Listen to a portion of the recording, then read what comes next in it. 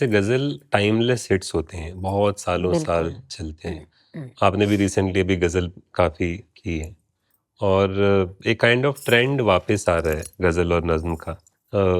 गज़ल की जो शब्दावली होती है या जो लहज़ा होता है, हाँ। उसको मतलब मॉडर्न वर्ज़न में करके भी बहुत लोग यूज़ कर रहे हैं अभी। तो सवाल ये है कि गज़ल ऐसे टाइमलेस हिट्स क्यों होते हैं? व्हाट इज़ द रीज़न कि इतने सालों साल चलते हैं? कोई ऐसा स्पेसिफिक रीज़न है?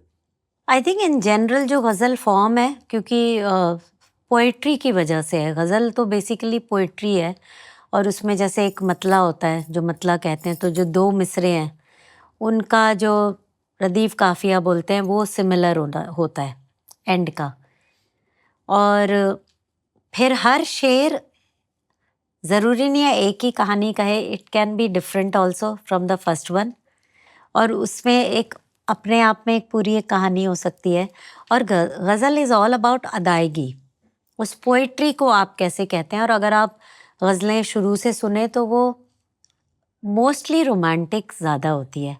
अब चाहे वो किसी का अच्छा खासी चल रही है रिलेशनशिप, तो चाँद तारों की उस तरह की बात होगी, और किसी का टूट गया दिल तो वो इंतज़ार में है और दुखी दिल को कैसे वो अपना जोड़ रहे हैं उस बारे में होगी। तो I think these are the emotions के सब इस इमोशन से गुजरते ही रहते हैं, तो इसलिए वो सबसे ज़्यादा रेजोनेट करती हैं। और उनका जैसे जब मेहंदी हसन साहब या पहले के आर्टिस्ट जो गाते थे, या जो हमें ये सब आर्टिस्ट पसंद है, वो बहुत पोइट्री पे पकड़ होती थी, उस ढंग से उनके गायकी अंग आता था ज़्यादा। फिर जगजीत जी ने उसको बहुत सिंप्लीफाई किया।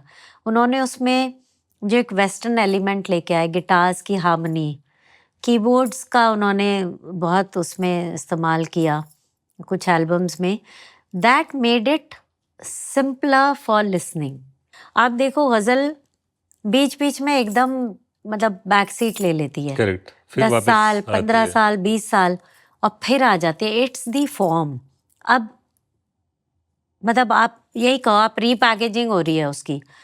मैं ये कहूँगी कि उसको समझने की कोशिश की जा रही है, एटलीस्ट जेनजी या और जो यूथ। हमको ज़ेन लगता है कि अल्फा। हमें हमेशा, क्योंकि हमको यूथ को ही उस तरफ लेके करेक्ट। जाना ना, कि इनके हाथ में है अब ये धरोहर या जो है, तो जितना वो इसमें ग्रो करें, जितना उनकी एक समझ आए, but then they are exposed to different kind of music, different genres of music. उसमें जैसे जैसे उनकी समझ बन रही है उसके हिसाब से वो उसको रीपैकेजिंग कर रहे हैं। रीपैकेजिंग।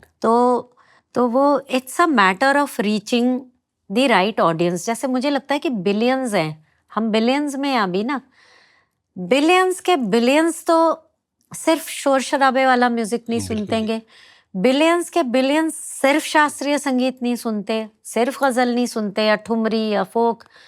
तो हर म्यूजिक की ऑडियंस यार ऑडियंस है, अच्छे बल्क में है, लाखों में तो है। आराम से। लेकिन हम उन तक कैसे पहुंचते हैं, पहुंच पाते हैं या नहीं, it's just matter of that. अगर हम सिर्फ एल्गोरिदम से जाएंगे फिर पता नहीं क्या करना होगा। लेकिन मुझे लगता है देर सबेर पहुंच जाते हैं। Like I will give you an example कि मैंने कुछ एल्बम्स शुरू में की थी 2007 में। मैं उनके बारे में ज़्यादा बात भी नहीं करती क्योंकि मुझे ऐसे लगता है कि वो मेरा 100% नहीं था उस टाइम के, जिस भी प्रेशर में कि टाइम डेडलाइन या कुछ है, या लेकिन उस वक्त में मेरी जितनी समझ थी म्यूज़िक की या जितना मैं कर सकती थी, उसमें मैंने आई थिंक 150% दिया। और मैंने उनके बारे में कभी बात नहीं की, पर मुझे ऐसे ऐसे लोग मिलते हैं जो उन गज़लों और उन एल्बम्स की बात करते हैं। एक जैसे एल्बम की थी कबीर चौराहा सूफी चौराहा, 8 उसमें नगमे नारायण पुरुषोत्तम उन्होंने लिखे थे, और विवेक प्रकाश और अली गनी उन्होंने कंपोज किए थे। तो वो उस टाइम मतलब मुझे लगता है कि अगर और वक्त दिया होता तो शायद और ज़्यादा अच्छा होता, लेकिन उस वक्त जितना समझ थी, जितना पॉसिबल था, उतना पूरी शिद्दत से किया। And then I forgot about it, and I meet people जो उस एल्बम की बात करते हैं, तो मुझे लगा ये कब पहुंची इन तक एल्बम। उस टाइम तो कोई प्रमोशन नहीं, कुछ नहीं। ये बात होगी कुछ आई थिंक 2009-10 की बात होगी मुझे लगता है। पर वो पहुंच गई तो अब कम लोगों तक पहुंची, ज़्यादा लोग तक पहुंची, वो इट डजेंट मैटर। आपको अगर 10 लोग भी मिलके कहें, मुझे लगता है वो मैटर करता है कि जिन तक पहुंचनी चाहिए थी, शायद जिनके लिए बनी थी, उन तक उधर पहुँच गई। पहुंच गई। और वो फिर शेयर करते रहते हैं और अच्छा लगता है वो बात।